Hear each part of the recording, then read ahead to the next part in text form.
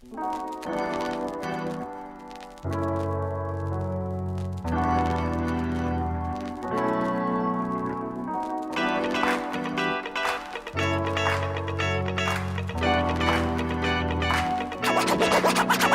out of Ecamm.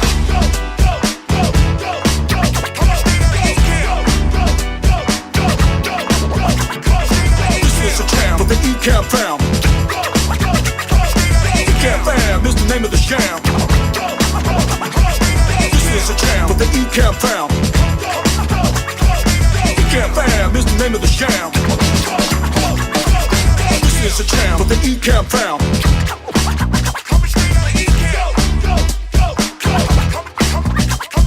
This is a jam for the Ecamm fam.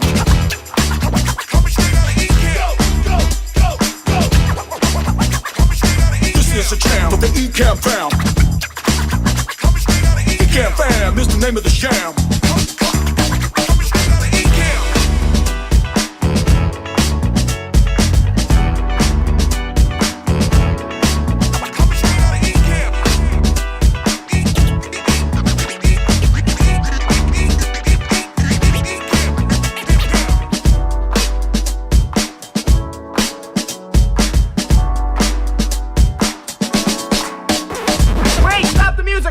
Hold it, stop the music! Ladies and gentlemen. Ladies and gentlemen. Ladies and gentlemen. Ladies and gentlemen. Ladies and gentlemen. Can I please have your attention? Now it's showtime. Are you ready? Are you ready for start time? Let's find out. Ready? Let's go.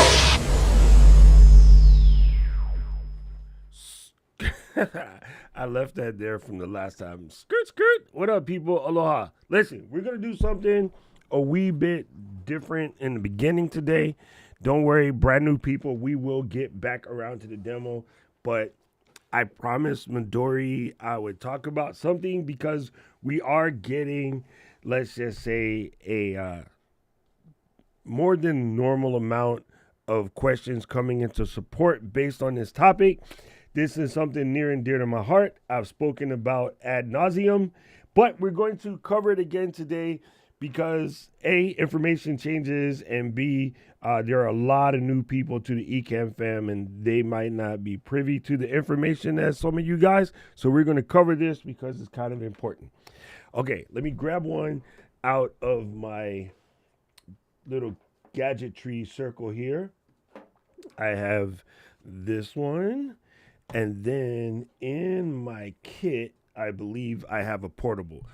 Okay, so the conversation that's coming up a lot has to do with basically people having their cam links or, other peripheries like the Stream Deck sort of eat it on them when they're using the program.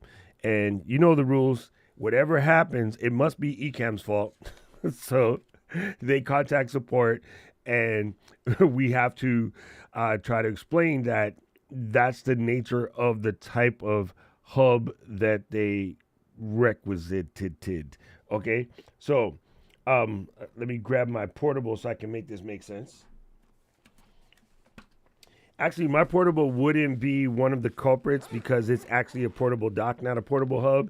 And yes, there's a difference between a dock and a hub. We don't want to get too psycho into what they are.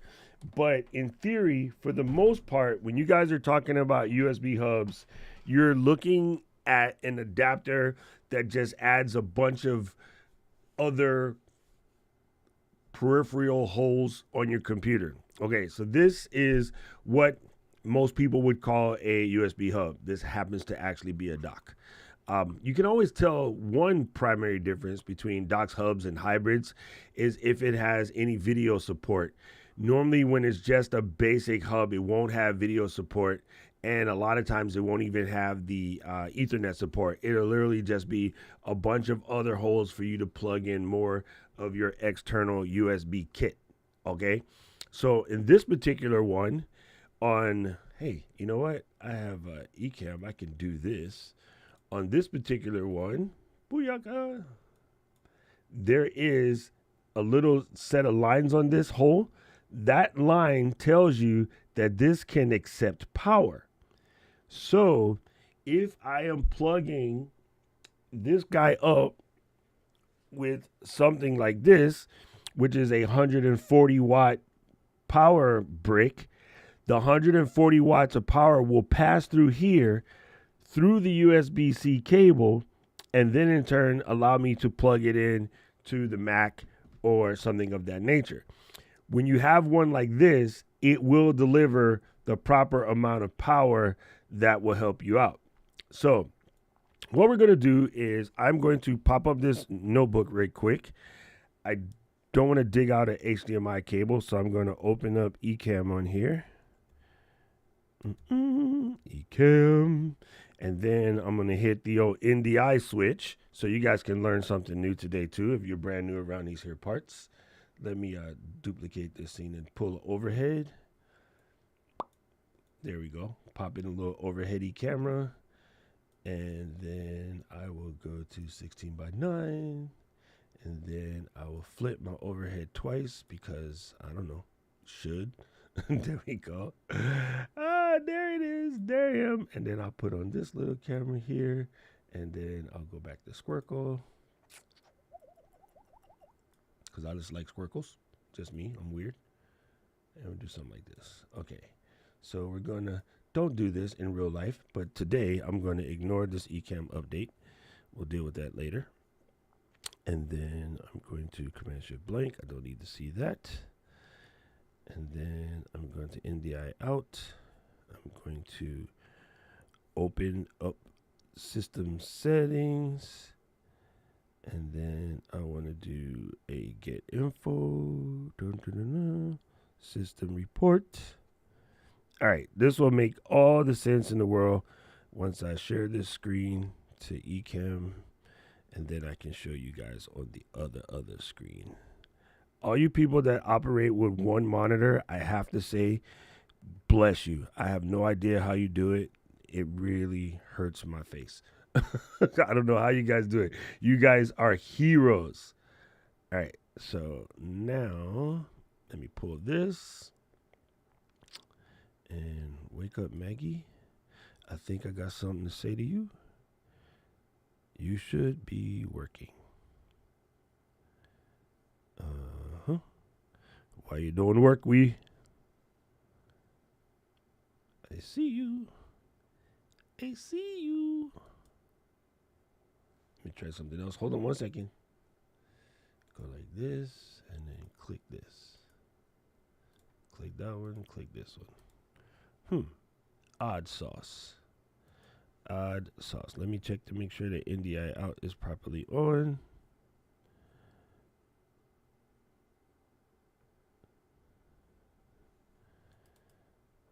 Anyway, we'll cheat. We'll just use demo mode over here. And then, does that work? See, this is why you don't want to depend on HDMI. We're having dramas. Hold on.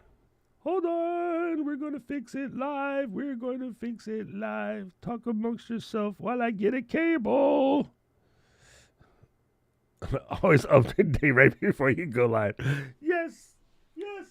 Here, I'm going to grab an HDMI cable to make this easier. Hold on.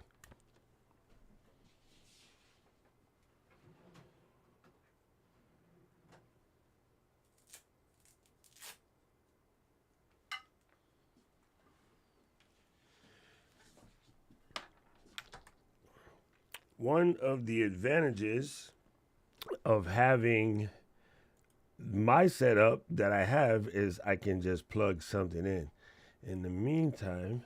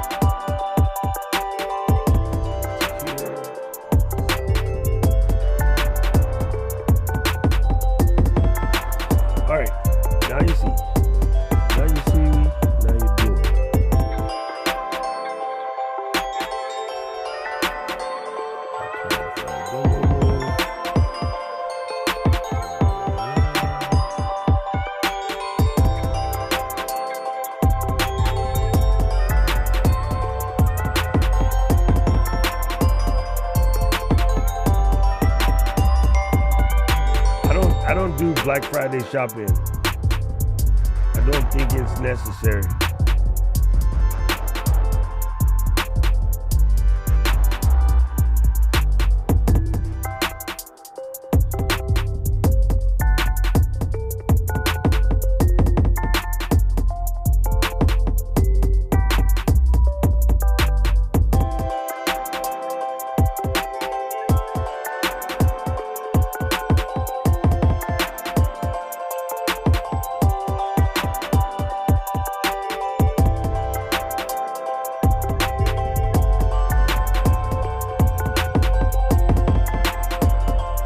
Yo, this is crazy.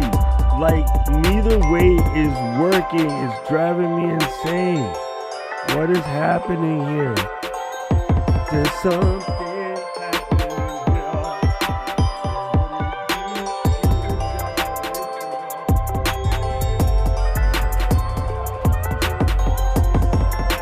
Everybody look who's going round. Try another way. There's no other way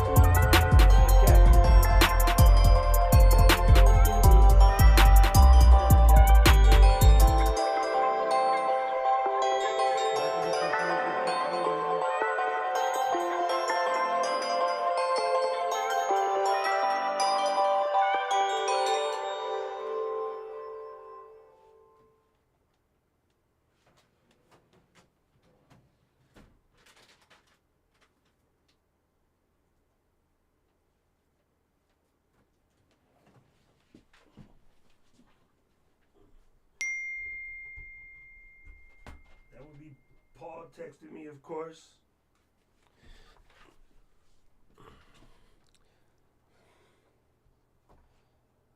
What Paul said.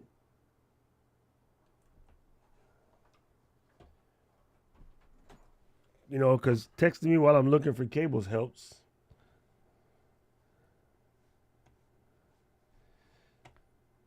All right. There you go. Thanks, Bish. Thank you. Now will you work? Oh my God, this thing is so stupid. Like nothing works. Yo, this is funny. Yow. Even this one doesn't want to work. Like, what is the dealio?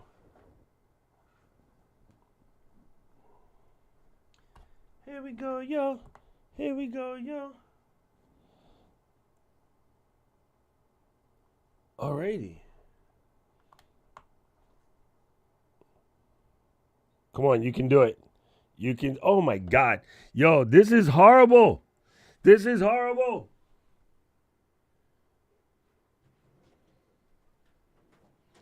All right, we're going to try one more and then I'm going to quit. I'm going to just have to explain it the hard way. This is not working out any way, shape, or form the way I wanted it to work. But you know what? This is how we do it. We just deal with it. We just deal with it. This is how we do it. No, no, no, no, no, no, no. No, no, no, no, no, no. This is how we deal with it. Black Friday nights.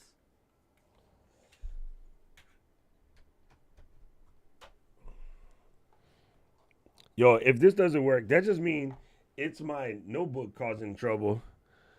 And then it won't be nothing I can do about it.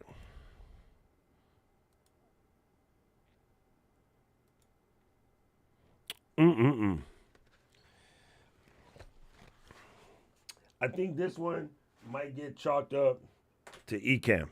This one might be Ecamm. Anyway, I'm going to have to explain this the hard way without the visuals that I want to explain it to you. But we're just going to make it work because none of these are going down. Like, it's super crazy. I'll show you what's happening and then it'll make sense to you, but we'll just see. All right, so let me go to demo mode. And for whatever reason, normally if I pull this, you can see that this right here happens to be the NDI input from this computer. It's not seeing the NDI input from the computer. Okay, it's also not seeing it even when I feed it directly to the cam link. However, you can see on this screen down here, the cam link is definitely showing up. You see what I mean? But for whatever reason, it's not biting. The last thing I'm going to try, because it totally makes sense, because, you know, this is what happens. I'm going to reboot this Mac, and then I'll make it make sense. Anyway, so I'm going to try to explain this without the visual, which may not be as helpful, which means I'll have to re-record this video later as a recording. But all you people that are here for the live demo get to hear it in real time. So the biggest problem, which I was trying to solve, because it'd be easier to show you with my notebook because I have my nothing plugged into the notebook, so it would have made a lot of sense.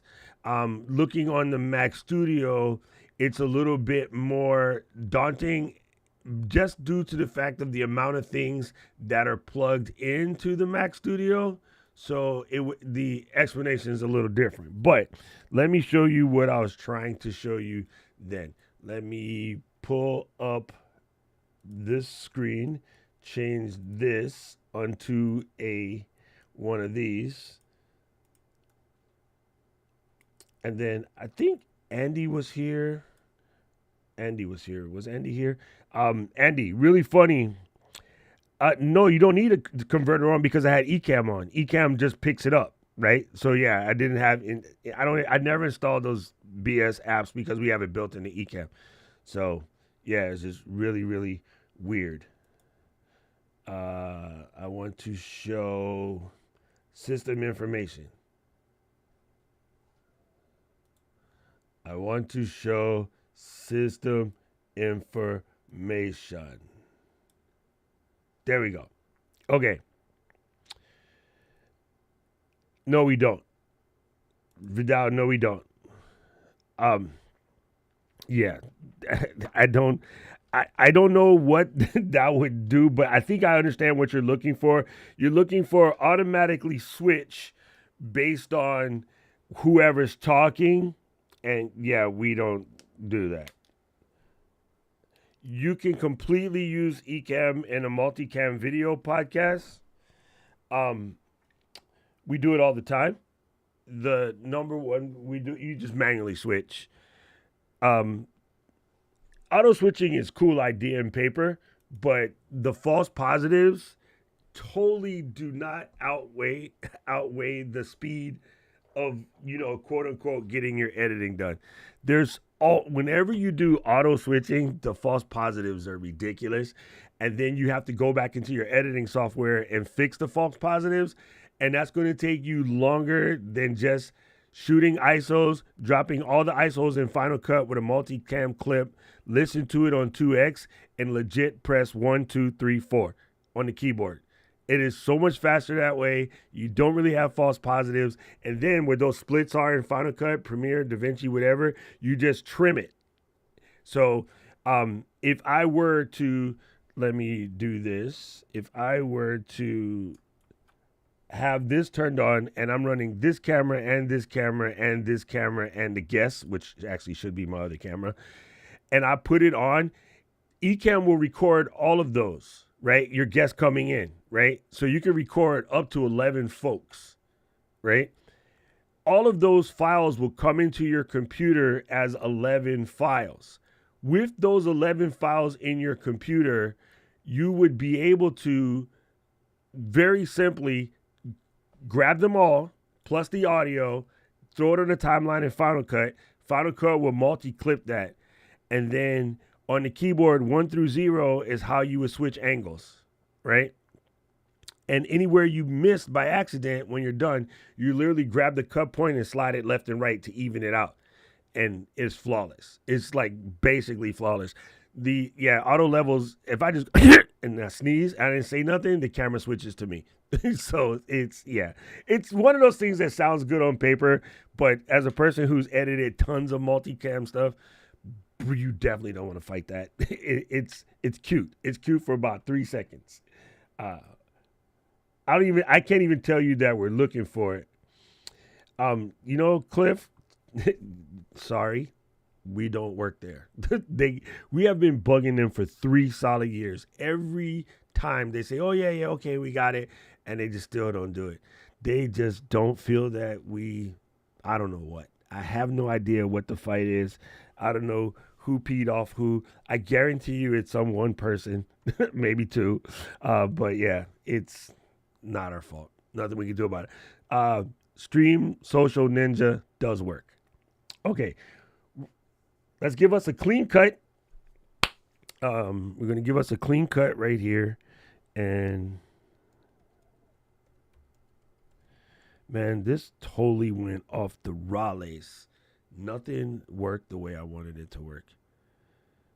Let me dip out of live demo mode.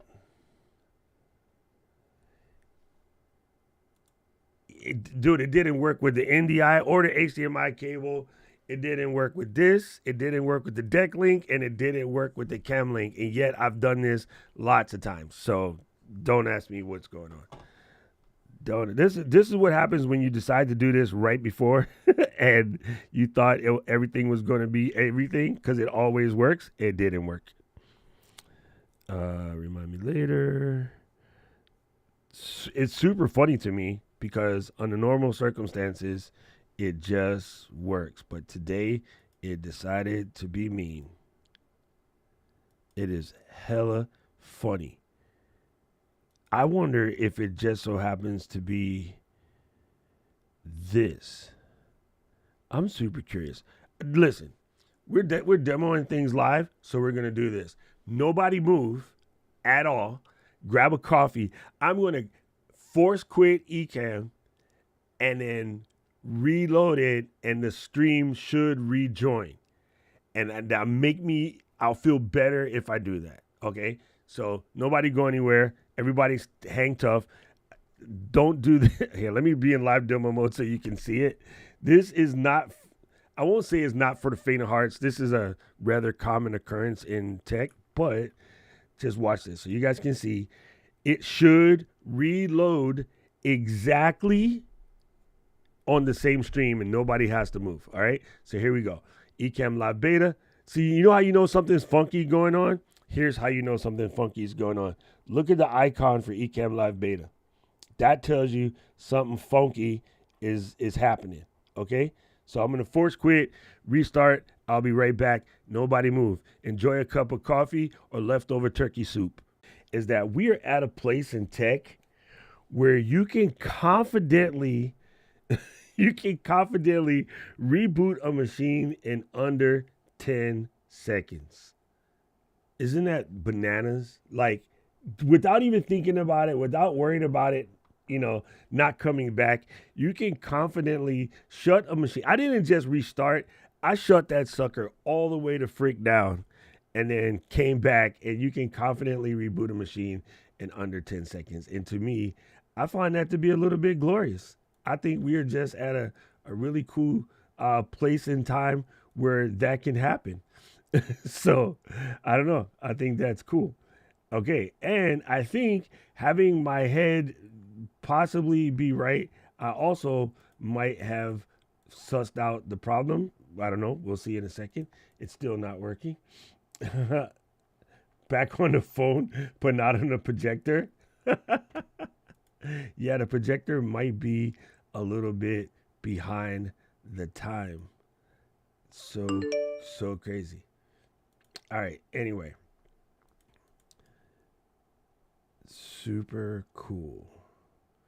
We are cooking with Pam.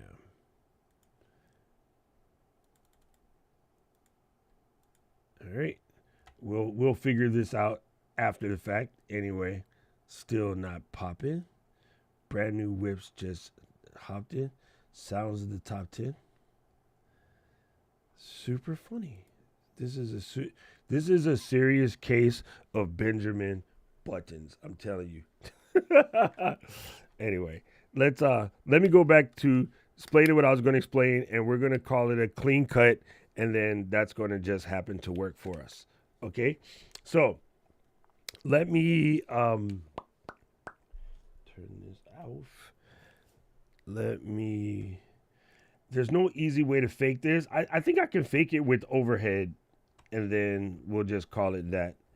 I really wish this would have worked the way we wanted it to work, but what the heck? We're going to call it a day. Anyways, here we go. Clean cut. One of the big confusions in setting up your Ecamm setup is when you go to add your peripherals to your computer, most of your Macs are going to come with anywhere from 2 to 4 Thunderbolt ports. And I know the average person calls these USB-C ports. They're not. These are Thunderbolt ports. And this particular computer, they're Thunderbolt 3/4. That's a different conversation. We're not going to get into that. But these are Thunderbolt ports. On the opposite side here on this one, there's 2 more. Okay? So this is a MacBook Pro 16-inch M2. It has 3 Thunderbolt ports. Now, the shape of the hole is USB-C, right? This particular cable, this particular hub, I'm going to call this a hub, is also USB-C. So this means that if I plug this guy in, this HDMI port, this USB-A port, this Ethernet port, this SD slot, and this other USB-A port will all work. However, this one does not have one of those power bricks. You know, normally like this, a little cord that you plug in to keep it powered. So this is a passive hub in theory. This particular model is actually not a passive hub, but I'll explain that in a second. So what a passive hub does is literally add extra ports. It's no different than an extension cord.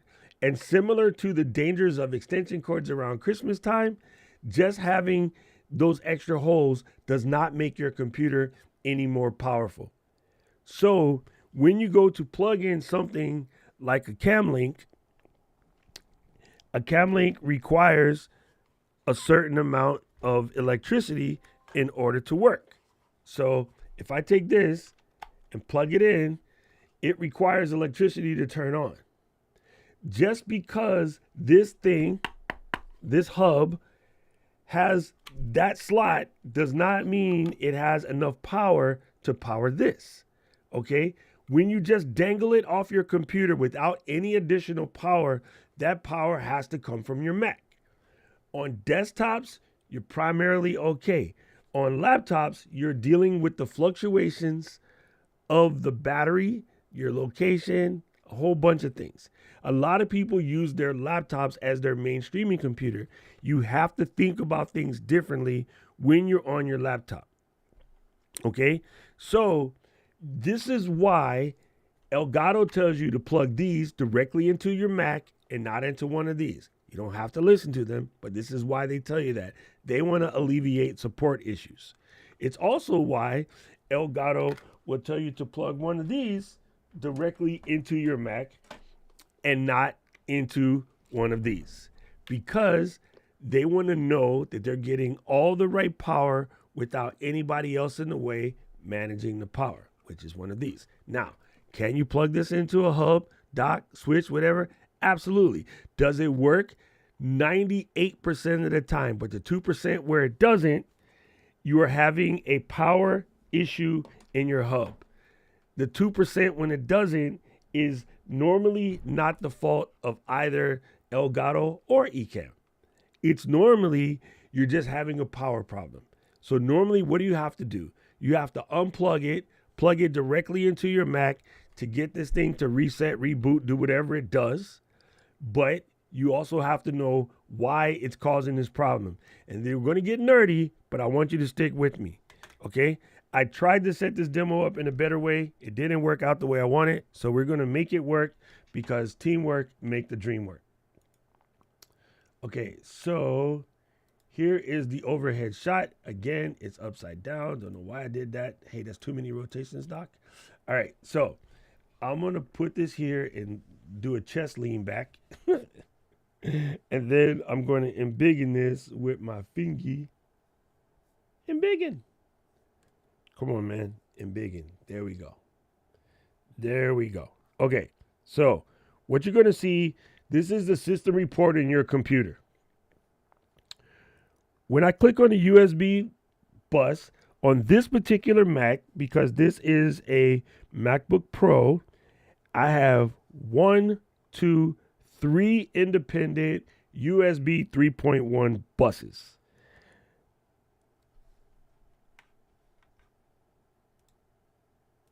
That complicated sounding thing is not very complicated at all. If you were a street and you had 3 lanes coming to your house, those are buses. Not to be confused with Mrs. Frizzle. A bus is literally just the lane or a street, right? Don't know why in the tech industry we pick words that don't make no dang sense. Not my fault. Predates me, right? But that's what it is. The lanes that the information can flow into your computer, okay? So in this scenario, let me reorder my scene so I stop messing this up. In this scenario, I could plug in on this Mac with no additional equipment.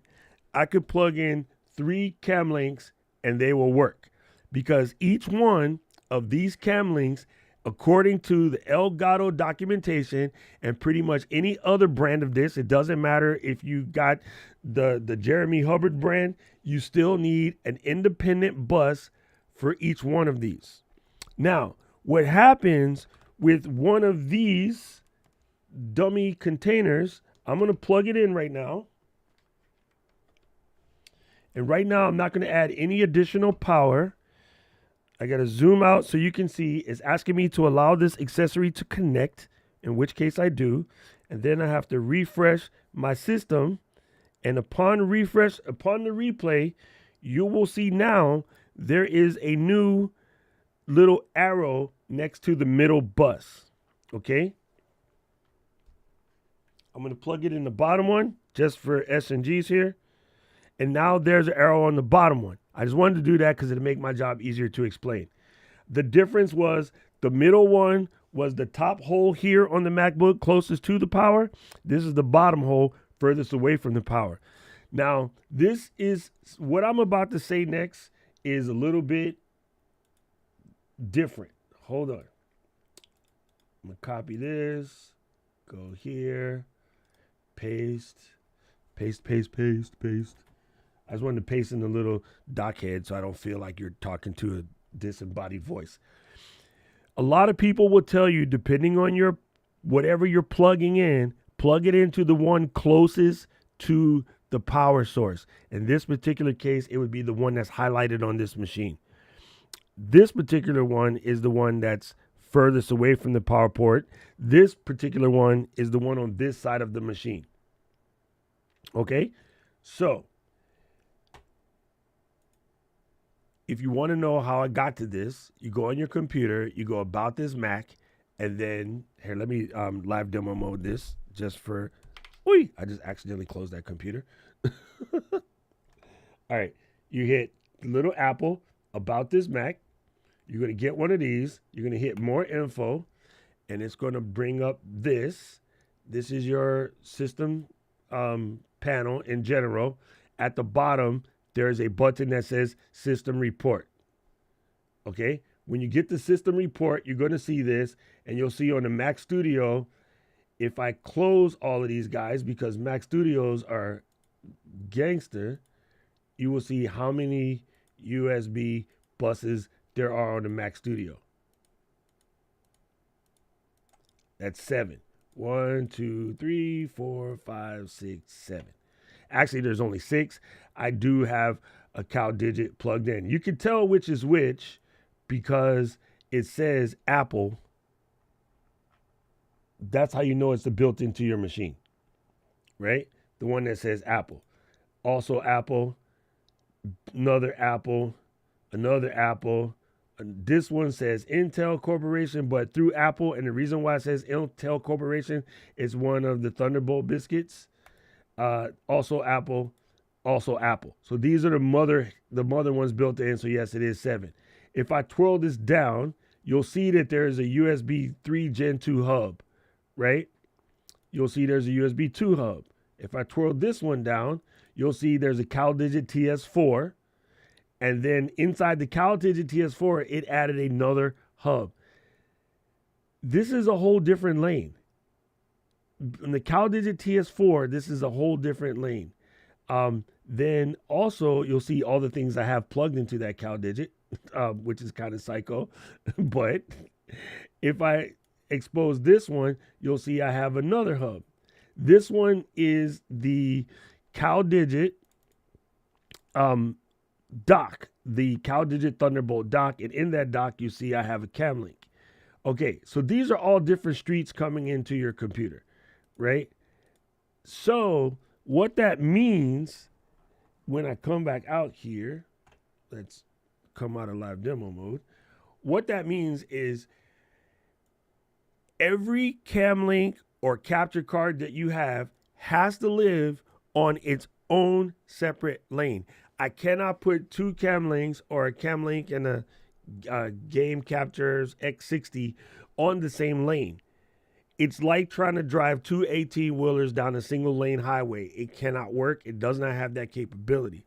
The other problem, which again, most people are running into because they are buying $29 extension cord things with a bunch of holes in it and assume that they are hubs, is they don't have enough power to run a cam link. They don't have enough power to run one of these.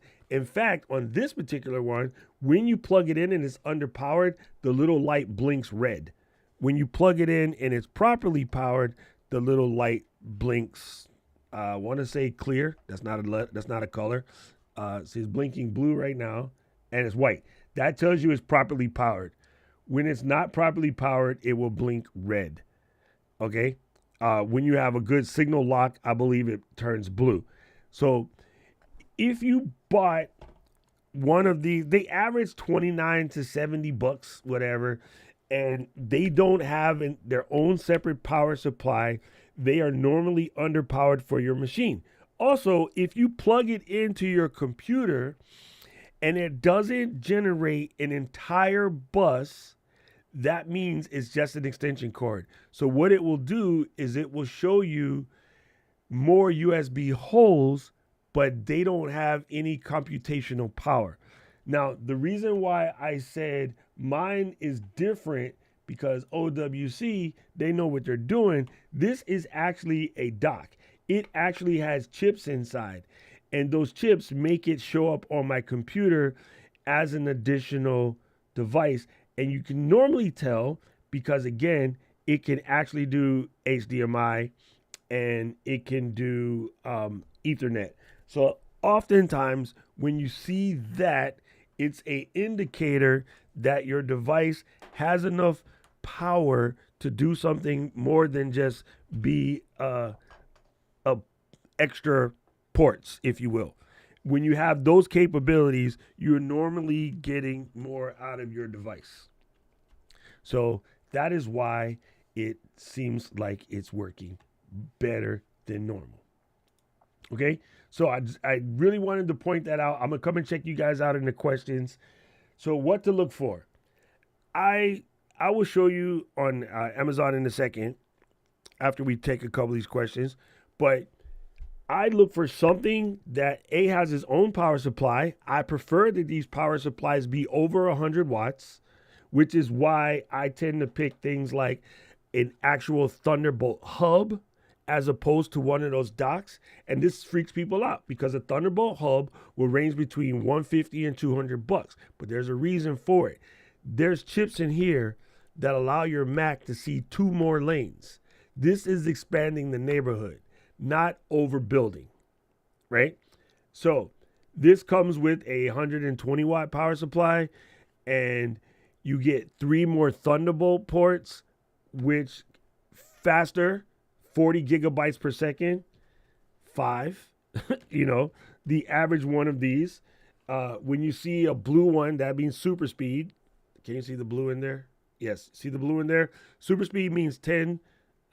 Nope, this one only says 5. It's actually written on it. This is only 5 gigabytes per second, gigabits, sorry. This is 40, right? This will be 15 watts, 240. 15, 240. Now, this power supply is going to cap this one out at like 120, but it's capable of doing 240, okay? The computer will get 60 watts to power the computer. So you can charge the computer while you have this plugged in, and 60 watts will go to the computer. The rest will be divided by your peripherals. And since the Camlink only needs 7.5 watts, you're not hurting anything. You're not overpowering it. Since your Stream Deck only needs 7.5 watts, you're not hurting anything. So these are more important. Secondarily, you can take one of these and daisy chain it to a full hub like the CalDigit TS3 or TS4. Now, if you are a desktop-oriented person, a CalDigit TS4 will work perfectly fine, and it is probably the best in the business.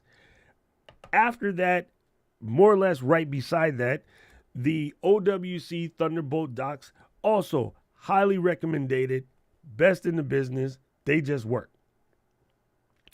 If you have a desktop, you kind of want a CalDigit TS3. I'm sorry, a laptop, you want a CalDigit TS3. The reason why you want a CalDigit TS3 on the laptop is because some of your M chips do not like TS4s. CalDigit has been upgrading firmware, and it's a crapshoot. No one knows what the problem is. CalDigit doesn't know. Nobody knows. I've never had a problem on mine. It just works. But some people on notebooks have had problems with TS4s. So you just get a TS3. And it has to do with TS4 specifically with Camlinks. If you don't use Camlinks, you can use TS4 all day long. The culprit in this problem is probably Camlinks. These things have not been updated since 2017, so they're a little old in the tooth, but that's a different conversation. So, again, the thing that's cool about these are daisy chainable. So that means on one slot on your computer, one port, you can plug it into your computer, and then you could plug the 14-in-1 after this. You will still have two more Thunderbolts and all of the 14-in-1, and everything will flow like a heavyweight champion. And I understand the normal reason why this freaks people out is because when you see a $30 hub versus a $150 hub, the mentality is, oh, they're just trying to charge you more for nothing. It's not the case. The ones that have that kind of price tag to them have circuitry to back it up, and so everything will work, and you'll be much better off. There you go. I hope that made sense. Now, let me check on you guys in these questions because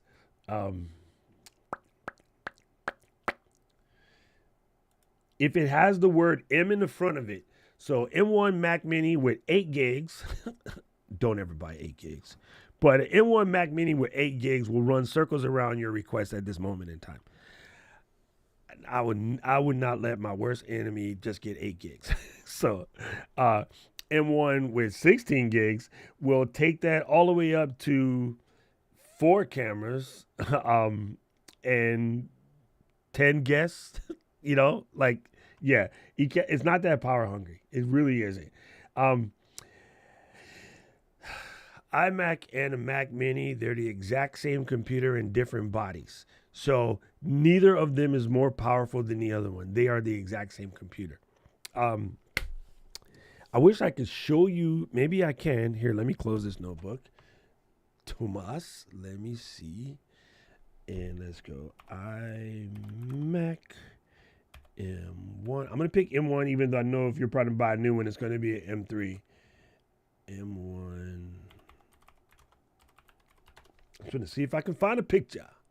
La, la, la, la. Boy, this is going to blow your mind. Absolutely. Can I find a picture?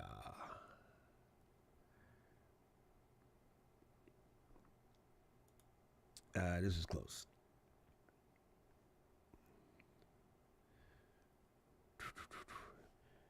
Let me browse this up. All right. So this is a logic board for a 14-inch MacBook Pro M1. Right? The logic board for the iMac, it looks almost exactly the same. All of that space is mostly monitor. I'm trying to find, oh, here it is. Here it is. This is actually closer to the Mac Mini. This is the entire, in a PC, a motherboard, that area on your computer, that's the chin on an iMac. This is what we call the chin. Open. Come on.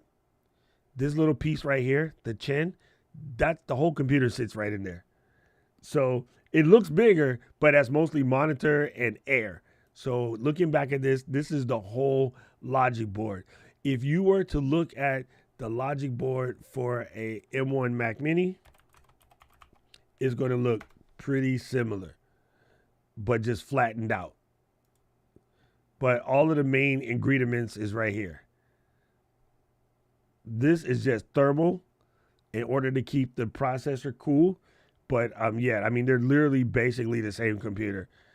So it's just laid out differently for the form factor. So there's no difference in power at all.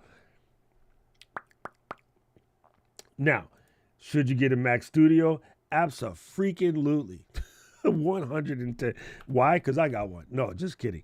The Mac Studio, as I showed you in my previous picture where I was showing you how much peripheral holes you have in there, right? I literally have 7 places for USB, right? So 1, 2, 3, 4. I get those at Thunderbolt. Don't get lost. And 2 in the front, 5, 6, and this is 7. This does not count as 7 and 8 because in USB this is only 1, right?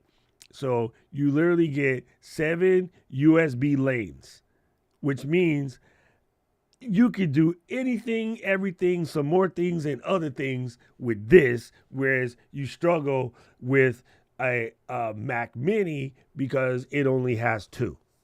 You struggle with the M1 13-inch notebook because it only has 2. The Mac Studio has 7 USB lanes. It has 4 Thunderbolt lanes and 7 USB lanes. So this girl can do anything, everything, and some other things.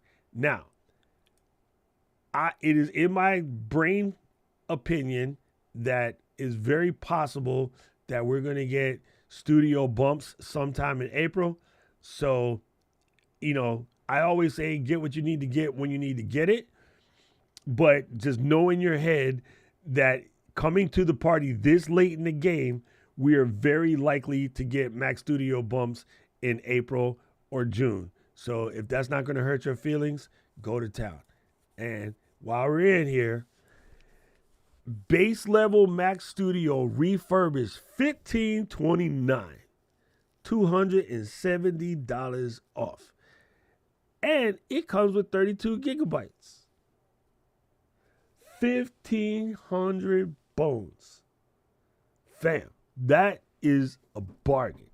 I believe Mr. Camera Junkie has this exact model. M1 Max, 32 gigs. Yes, this would be cooler if this was bigger, but whatever. That's a different number. Oh, look, you can jack it up while it's still at the factory. So you could do it at 1 terabyte for $1,700. So refurbished, comes with a full warranty. That M1 Max 10 core. Okay, back to questions. I hope that helped you out, Thomas. Let's hit the Q button over here. Let me live demo you so you guys can see. I hit the Q. I hit the colon. It helps me find it. Hey, Thomas was first. We got him. Nobody streaming needs an Ultra, but I would buy an Ultra all day long. But nobody streaming needs an Ultra. But, you know, there's needs and wants, so you know what that is.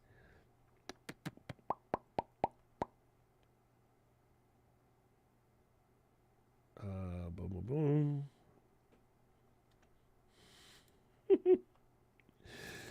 I'm looking if there's more questions. It can be that only Thomas put the only Q. Oh, you don't want to edit after. Okay, even better.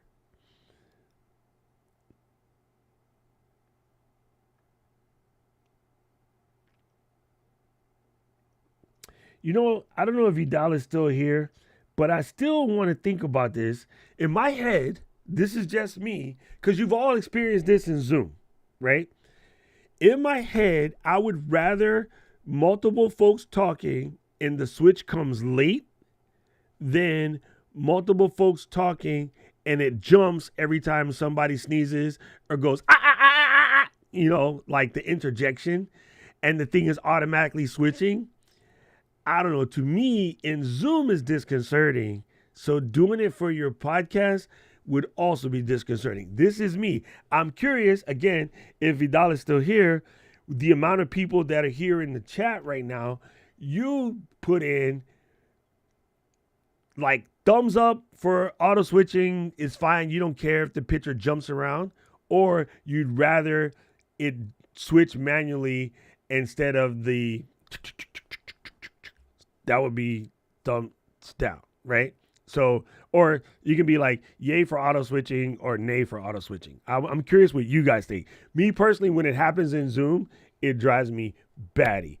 So if you're late, Vidal had asked the question, does Ecamm allow the scenes to switch automatically based off of an audio level?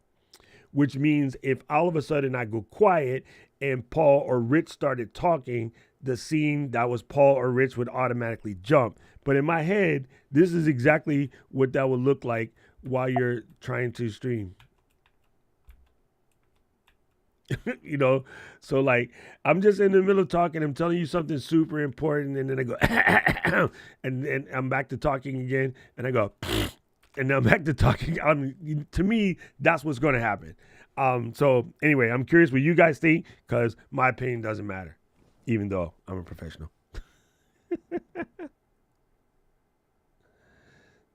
I didn't mean to put you to sleep, Mike. Tech issues happen. There is a Black Friday offer. It is 40% off all annual plans Pro.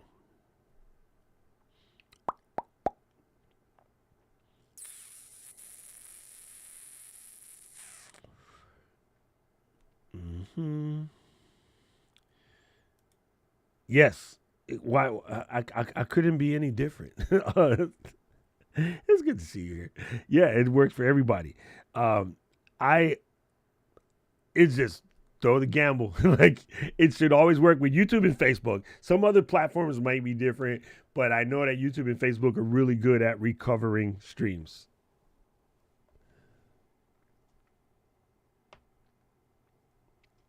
Yes, OWC and CalDigit. Those are my two brands. I try not to deviate. I did buy all of the other brands of hubs when they came out, just to make sure that they worked.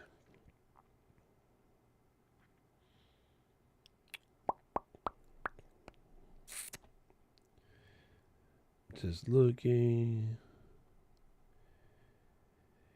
You do not need a single tutorial. Casino, I just want to know if you're here. You don't need a single tutorial. There's nothing to tutoriate. But I'm going to give you the confidence to just go. You take one of these. This is an Elgato Game Capture 60. The reason why this is dope is it has 4K 60 pass-through. 4K 60 pass-through simply means that when I plug this into my PS5 into here, the signal will go in here, and then all 4K 60 will come back out to my TV or my computer monitor or whatever. It's only going to capture at 4K 30. It won't capture at 4K 60. Capture meaning what you show on your computer, Ecamm, OBS, whatever. There's a whole bunch of these game capture devices out there. All you do is plug it in, and your machine will just work. It's literally that simple.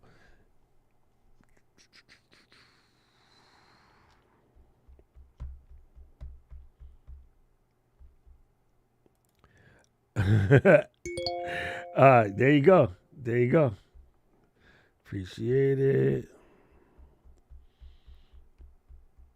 Let's just see. Still scrubbing, just making sure we're good. Dude, normally I like to do it like once a week, Bicky. But yesterday I wasn't in the office. I normally do it on Thursday night before I leave, so I can come back to this ready to go. Yes, passive power stream decks do not work. Yes, you should always have full power hubs. I'm almost there. Back to Thomas's question. Boom, boom, boom. Sean says, first of all, Sean, thank you for knowing how to spell Sean. All you seen people, what the hell is wrong with your life? Hold on. Sean says, I'm an ASL presenter, starting to produce webinars. How would I use Ecamm to present myself as an ASL interpreter and control the feed, send it to Zoom? Super simple. I don't do green screen, so I don't have one set up. But in theory, not much different than what you saw here.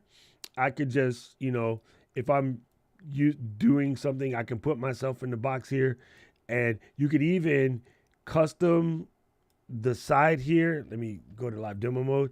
You can even use custom so that I can make this wider. Maybe I need it wider just so I can see more hands and have more room for expression, right? I know you see a lot of the ASL people just in a standard thing, but then your hands get close to the edge. That can be problematic. With us, you can make it a little different. And if you don't need that much bottom, you can tuck it up. You can place this anywhere on screen, and you can present whatever else you want over here, and then leave your hands here to, in this case doesn't work because it's in the same box, but you know what I mean. So yeah, and then as far as going to Zoom, we have something here in the output that's called sharing window, and you just turn this on, and then Zoom, when you go to screen share in Zoom, there is an option that says the Ecamm sharing window. Also, you could just in output here, we have virtual cam on.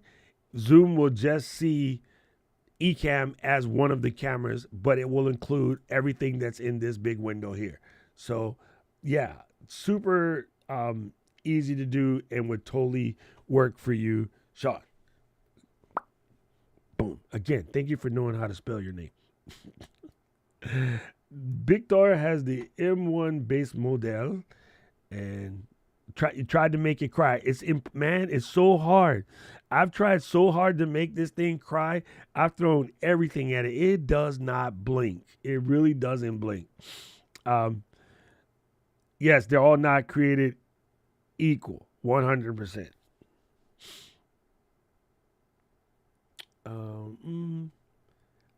Oh, cool. Here. Perfect. Yeah. I'm just really curious of what people would think. And again, Vidal, OBS is free, right? But it comes with some foibles, like none of this.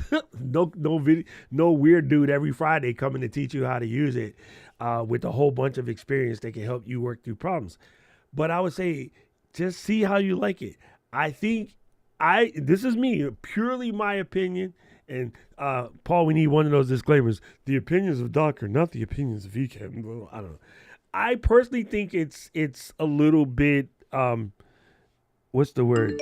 I won't say that I won't say distracting, because to me, if the content is good, nothing is distracting. But it is jarring. It is just a lot that just constantly be switching. So I don't, especially if you get into an argument one day. If you guys are just meditating to each other, maybe. But, if there's any heated discussion, I just think it's messy. It's better to put all 4 people, all 5 people on screen at once and have those. Yeah, exactly. I forgot all about that. See, I don't use Zoom like that, so I forget all about it. It's exactly why people started spotlighting speakers, is so that it doesn't jump off. Most people are agreeing manual mode. Richie, what is up, bro? Long time. There you go. You know what? I like this, Bishop. I really, really like this. Stay in control of your productions. I like it. Which AI tool are you using? No staff, and I don't want the host switching. Okay, I got it. Man, that does make it tough. But yeah, I don't know. Like that is your production, right? And that does make it tough. We can't help you. So in that case, I would probably tell you to just try it. It's not going to, I don't want to curse your event. Please come back and tell me you made it work. But in my head, it's not going to work. You think it's going to work. I think this is one of those Samsung features. And people who love Android are going to hate me for this. Samsung is very famous for putting out features that sound really good in commercials and really good at poning Apple. But the feature never really works, or people use it once because it's a gimmick and no one ever uses it again.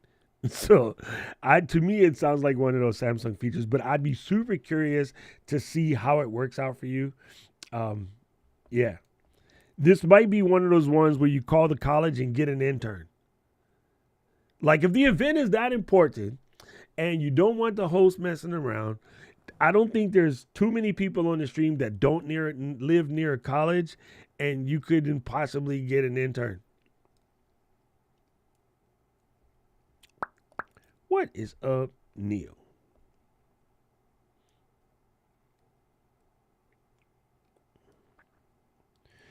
I really want something like the AT Mini, light up a feed on standby to let the producer know where the audio activity. Man, you did not explain that in English. Let me do this again.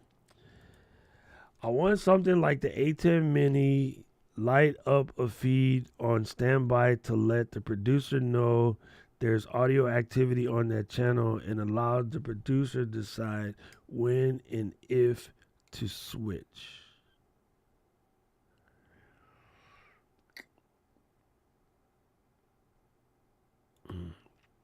I'm curious. You got to explain that to me in English, because that doesn't make zero sense to me. Anyway, might make sense to you. my head's not working. Sean said, think the tough part is having multiple camera feeds remotely with different presenters on the screen at the same time.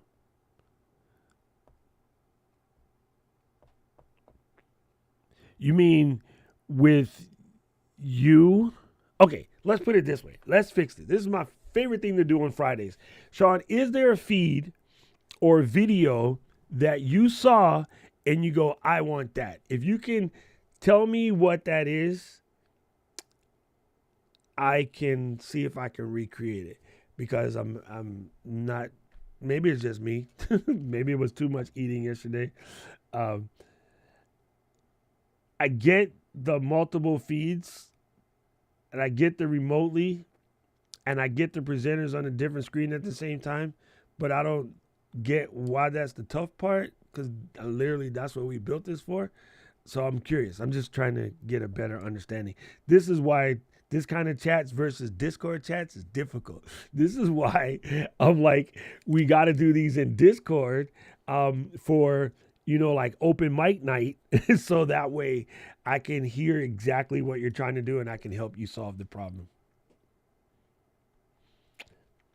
Autopod, let me see. I have been looking at a bunch of these. So far, none of them are as good as me editing. So, interesting. Let me show you. Let me show you guys what he is talking about. Multi-camera edit.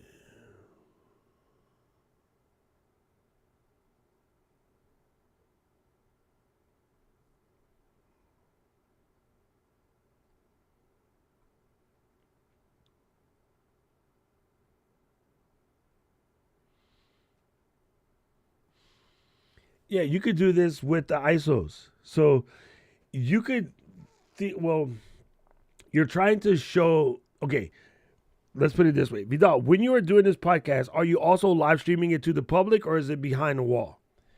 Because when we're done with the ISOs, we are going to give you 10 clips, right? And you could throw all of those clips into Autopod and it will automatically edit based on the sound switching. So you don't need anything other than Autopod, in theory. Right? I'm looking for an image if I kept it. I don't know if I kept it. Hold on. This is where even though I made my Ecamm assets folders last week, I buried it somewhere because I don't know if this makes sense. Let me see.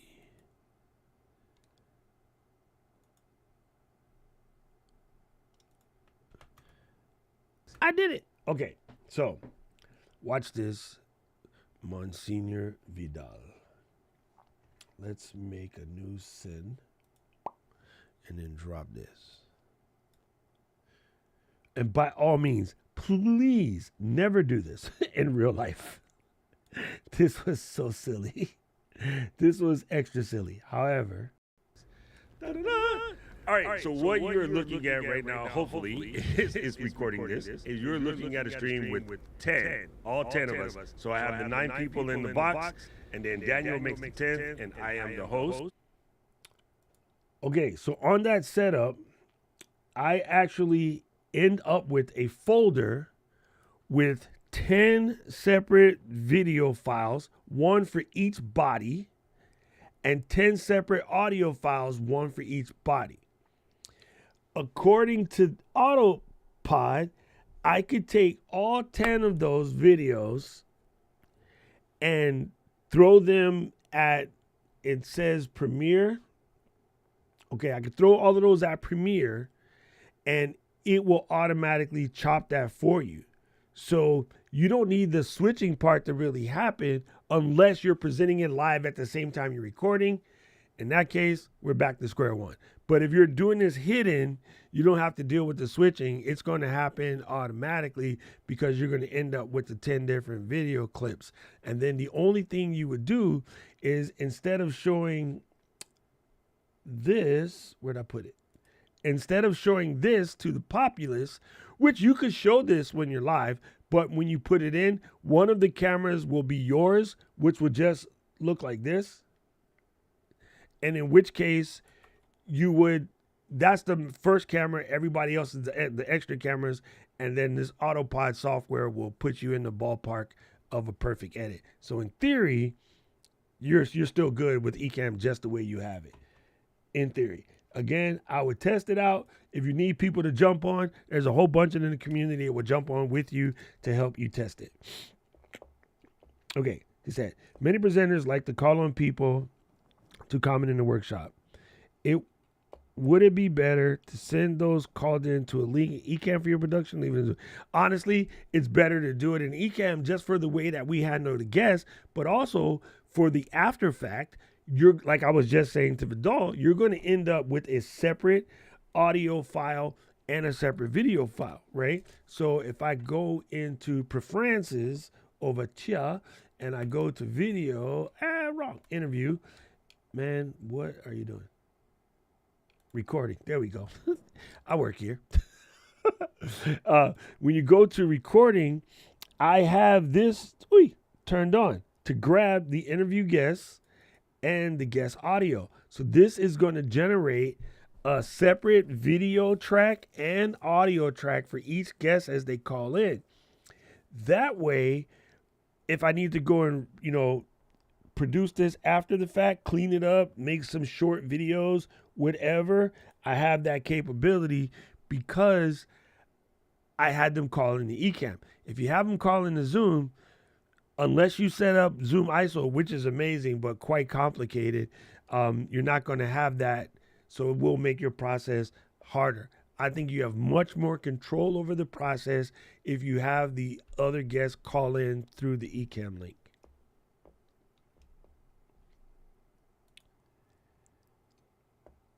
Tally Light shows you we support Tally Light, by the way, if your camera has it built in. It's part of Ecamm.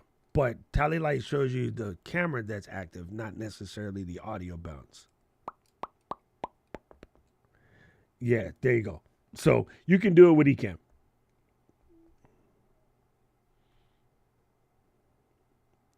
Oh, so Rich has tried this. Okay.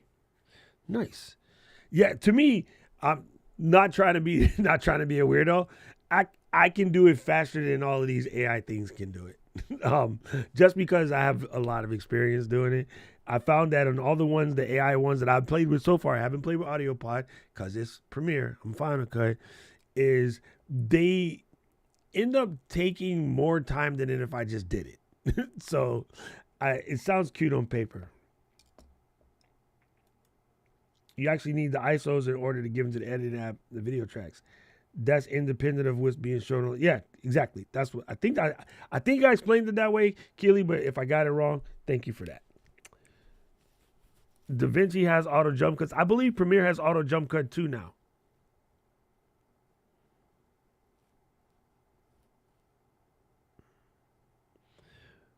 Correct. Keely says it seemed like it's magic, but there's it was a magic solution, but it ain't magic yet. Editors aren't in any danger of losing their job. You know, again, I'm gonna rub this till it's blue in the face. My current line is the magic you're looking for is the work you're avoiding. Two talking heads is fine though. Okay. Painting my background Winchester gray. What practical lights do you recommend? Well, as you can see, I got a whole heap of them up in here. Depends on what you're trying to get with, Richie. But I like Pavo tubes of any length. This, dude, I got 3 more brand new in the box. But I love these Pavo tubes. Check out. Just because they're like this, they're magnetical. So they stick to stuff. See? That's the Elgato arm over here. Put that back. But these are just going to give you little splashes of stain here, there, and everywhere. My master purple painter on the wall is a Colbor 60 RGB. There's that. And then I'm starting to see how Govee lights work, because normally I don't like to buy lights that are not video lights. I think they end up causing problems. But so far, these Govee Christmas lights are doing the damn thing. Dude, no, man. It's just tired. See? These are cool. They just work. And I have these little guys, and I have the 2-foot ones behind the TV back there.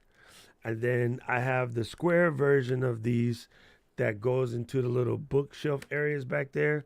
And you'll see on this side, there's one of these in Millie. There's another one right here, which you can't really see, but I just put it in there because it just helps break up the glow.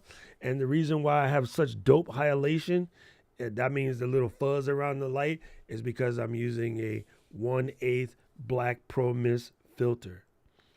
But yeah, absolutely love these guys. These are the business.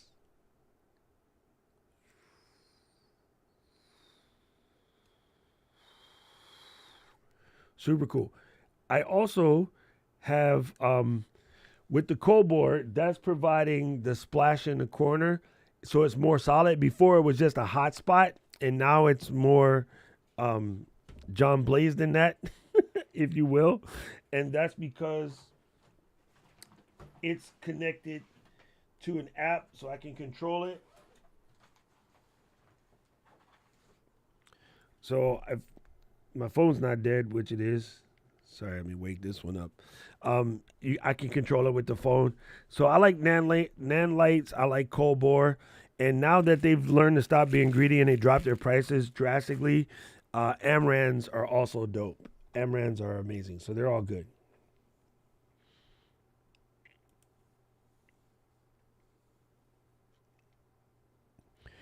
I don't know if they function on the real Tally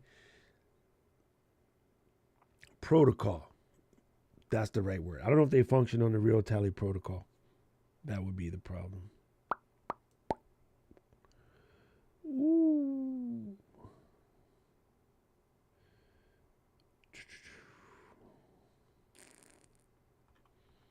Just checking, giving these questions a chance to populate.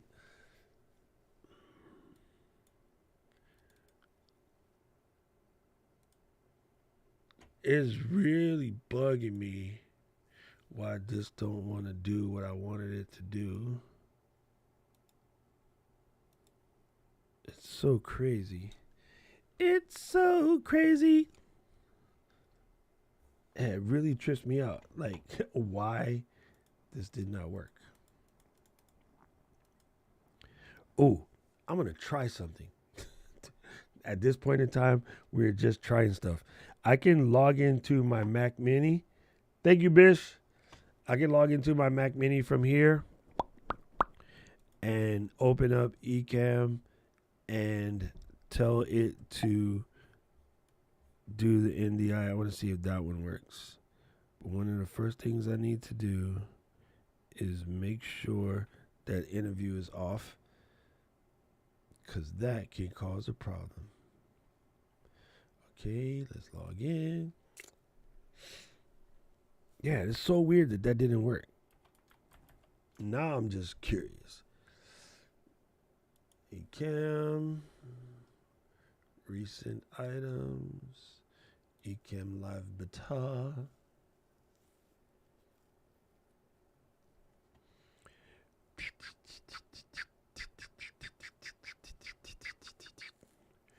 Okay, let's go interview mode, make sure it's off. Okay, that's safety. And then now, if I click here,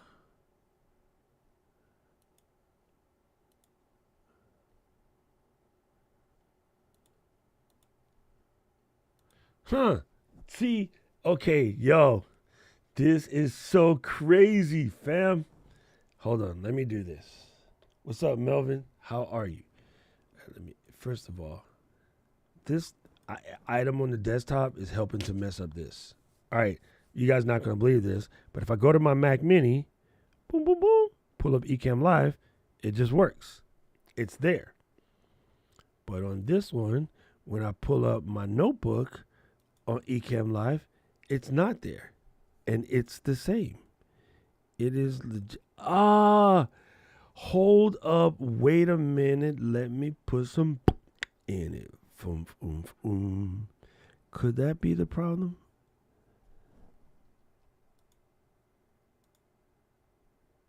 Nope. That's not that. So I go to that, and then I go to this. Nope. This is so weird. I wonder if there is a security setting in Sonoma that makes NDI not do what it's supposed to do. That is so weird. But it's really weird too, because it also didn't snatch the cable. It didn't do anything. So crazy. This is going to require some after work bugging, but don't do that. There's my Ecamm screen from the Mac Mini, which is in a whole separate room. Like, that is the Mac Mini, whole separate room. No, don't install no system audio. Like, I could actually do the whole Ecamm Live demo from a Mac Mini in an entirely different part of the house. Well, office, actually, because I'm not in my house. But that is crazy. That is an interesting case of Benjamin Buttons, my friends. So let me do this, because now I'm curious. There's nothing on this particular Mac other than a hard drive. So if I go to here, drop down to the old USB, there is just a hard drive, but on the Mac Mini, there's one USB 3.0 bus and two USB 3.1 buses. And here's why. On the Mac Mini, there's two Thunderbolt ports, that's these two, and then there's two USB-A ports. That's these two. But there's only one thing plugged in, so you're only seeing one, right? I don't even have a keyboard plugged in because I don't need it.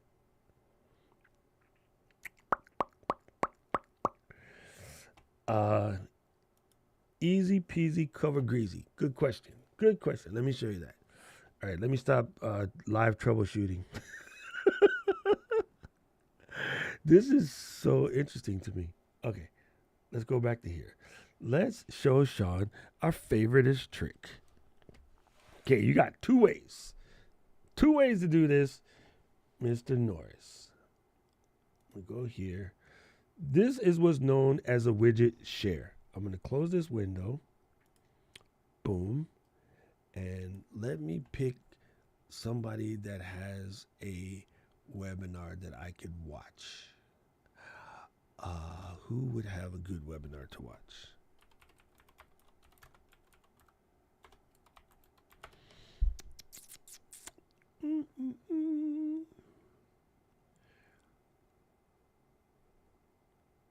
Here we go.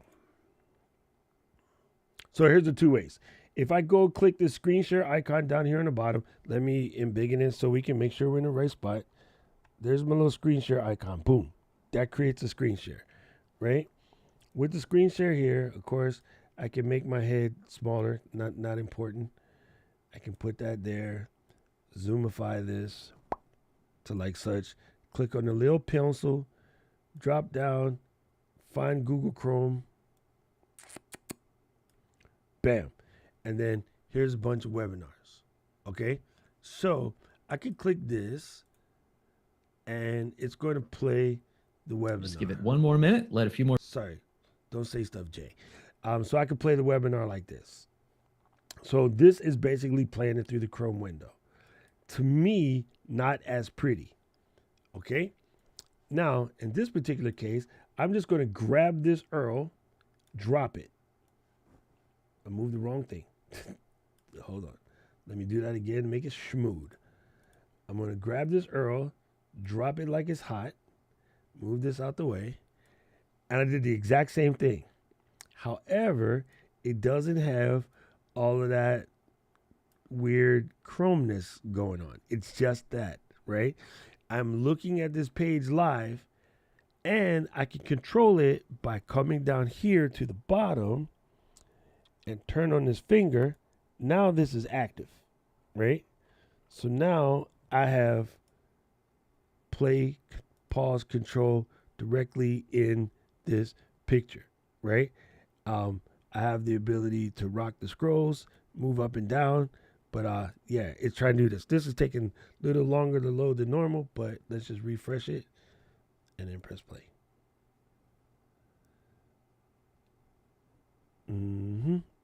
Okay, their Chrome implementation is not working. Anyway, some sites will work, some sites won't.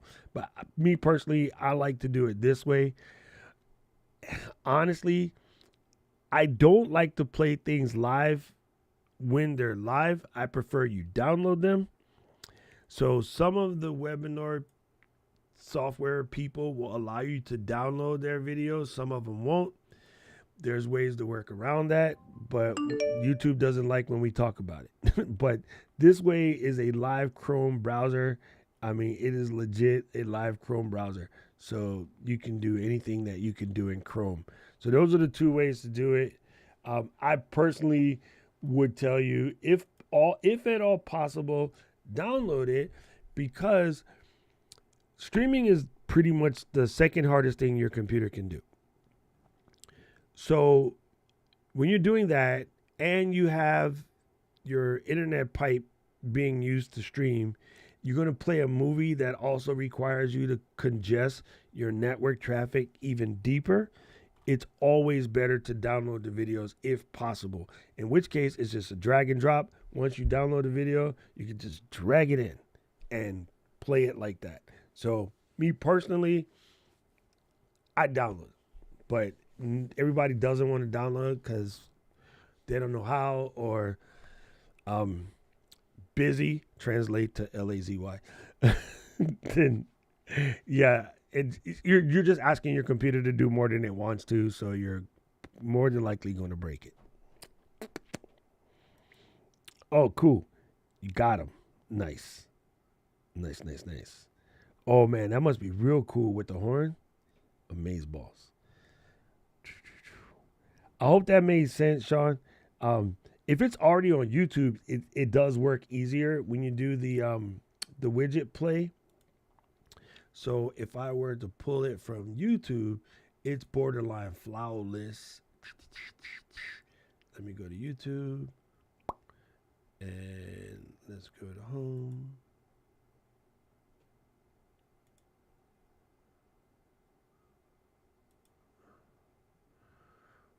Not there. I just want plain YouTube.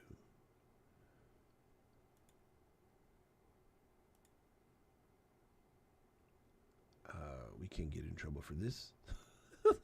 Right. So I'm gonna again just drag the URL. So if I drag a URL in and let it go, one thing I'll do. Heard that stutter? That's a prime example. I will go to edit widget, high resolution mode, keep running, and then I will do 1920, just me, and then go.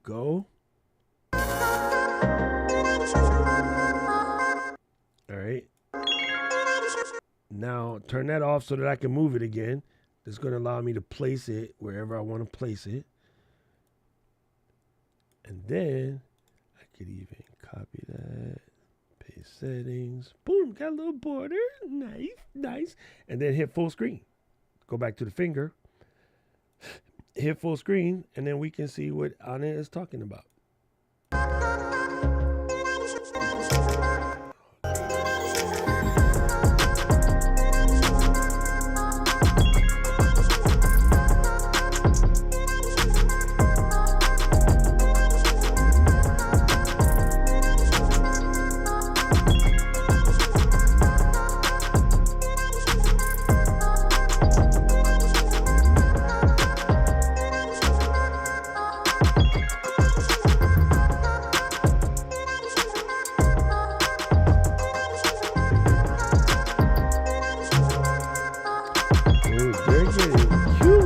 Build outs now. You see what they're doing, fam? Nice work.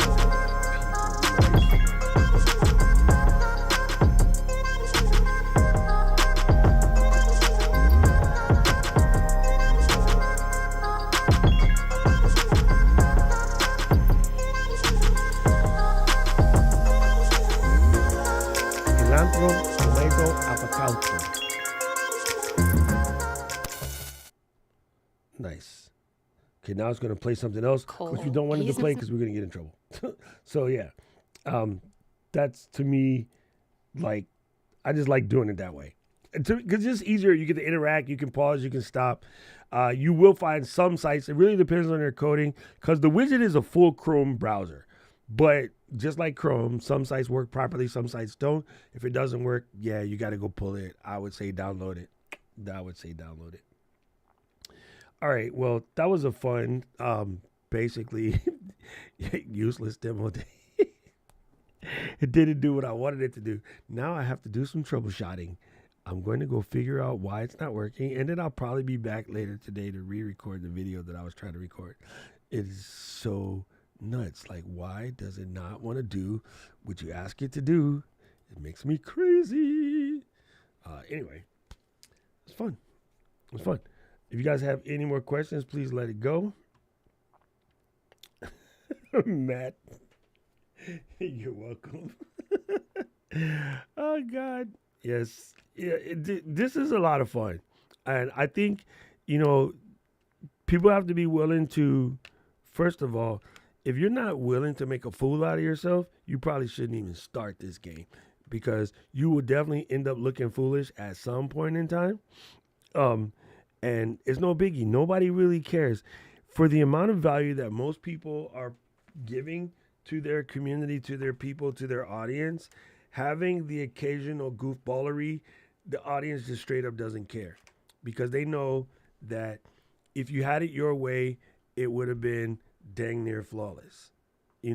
So why so many people get stuck on that sort of thing, I don't know. Maybe ego popping or whatever.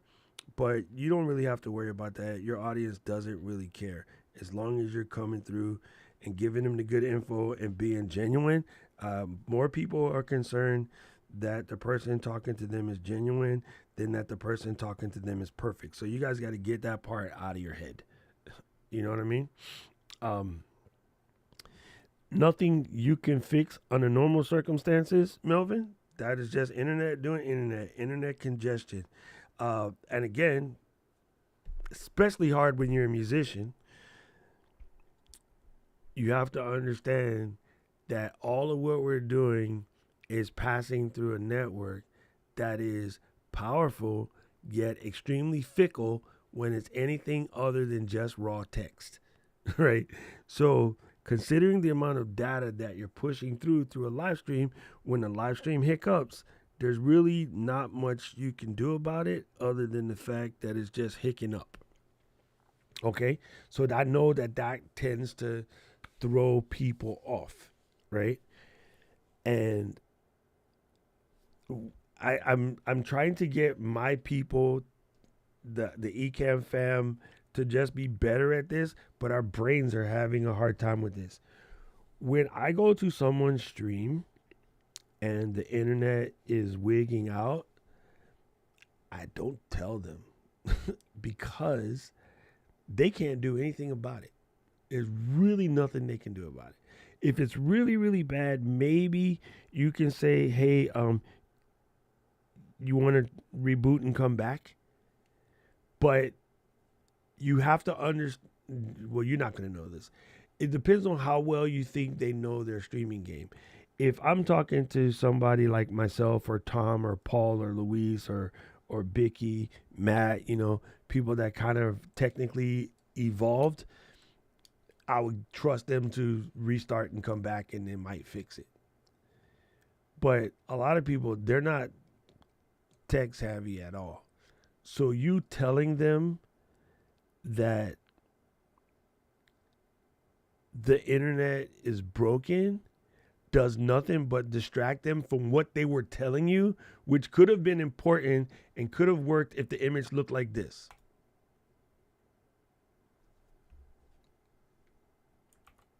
Right? Depending on what's being taught, sometimes the information would have absolutely been fine if all you had was background, right? So telling them that it went crooked puts them sideways, and now they can't spit out the information that they wanted to spit out because they are thrown off by the technical issue, right? When we first started this, everybody that's been here the whole time, I had a plan, and the plan was to show you why buying cheap versions of these are no good. And technically, it wasn't coming out of my Mac, which is funny to me. And just I was testing this whole time. I know that the deck link is working because I just plugged in the camera and that works. It's just it can't see the Mac. It can see the camera. So even more so, that threw me off, and that kind of took a couple of minutes to try to get that together and then get the brain back to streaming. And I do this all day, every day, all the time. So it's not helpful when you go, hey, the internet's broken. That really just throws people off, because trust me, they can't do nothing about it at all. Like, there's no magic button in Ecamm for them to press. There's no magic button in StreamYard, OBS, Restream, whatever, for them to press to fix internet issues. Internet issues happen all the time. All the time. The other day, I don't know how, but IG was having internet issues at their Masterful headquarters. And then an hour later, it was fine. So it happens from time to time. That's just something to keep in mind as you are doing this and explaining to people. When you have something that happens, just be like, hey, sorry, let me see if I can figure this out real quick. And most people will just ride with you, because you came with something that you're going to tell them. And it happens all the time. I think the idea of assuming that you have a perfect stream, we just got to get rid of that thought, because it's never going to happen. It really doesn't. I'm always amazed when everything goes semi-right. Anyway, those are just some food for thoughts. Let's see, Matt said, one of my capture cards wouldn't work this morning. I went live with 2 cameras and nobody cared. See, I'm just telling you. For the most part, they don't care. Dude, how many people? This is a good point, Melvin. I'm absolutely curious. How many people you think in your audience, especially mixed in with the polyphony of all the other notes, how many people actually can hear the fact that the E flats are off? That's a better question, right? Let's say you had an audience of 1,000 people. How many people in that 1,000 on average could even hear the fact that your E flats are off? And question for the folks that are here, the 25 of y'all that are still here, how many of you would be able to hear the fact that the E flats are off? Maybe Matt. Matt plays piano. I don't know about the rest of them. I definitely don't think I could hear it. I just don't. It depends on how far they're off, though. I guess. That's a curious question. Now I want to know. Super funny. That is super funny. Good answer, Paul. Good answer. Hold on. Okay, now I'm good. That's hilarious, Paul. Super hilarious.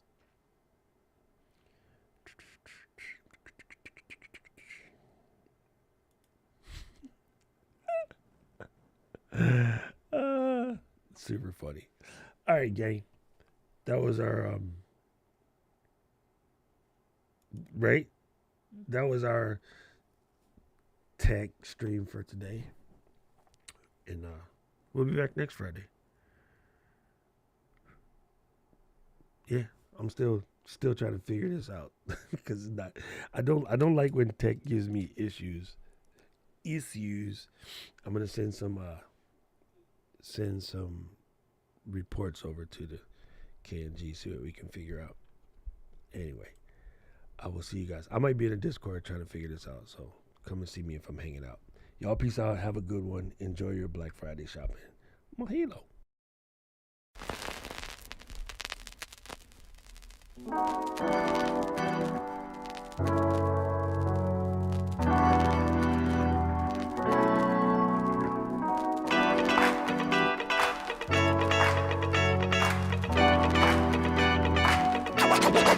Coming straight out of Ecamm.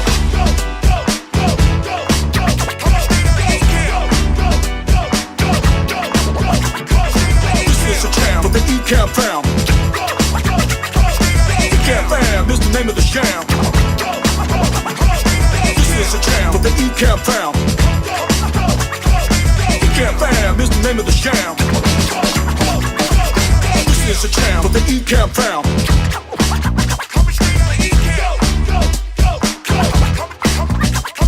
This is a jam for the Ecamm fam.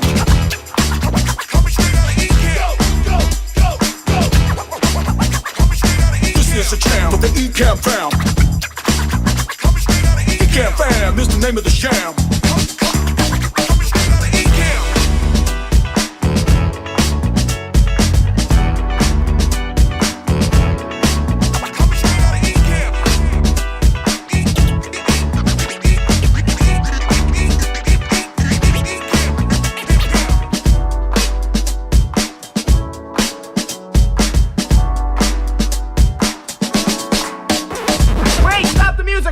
Hold it, stop the music!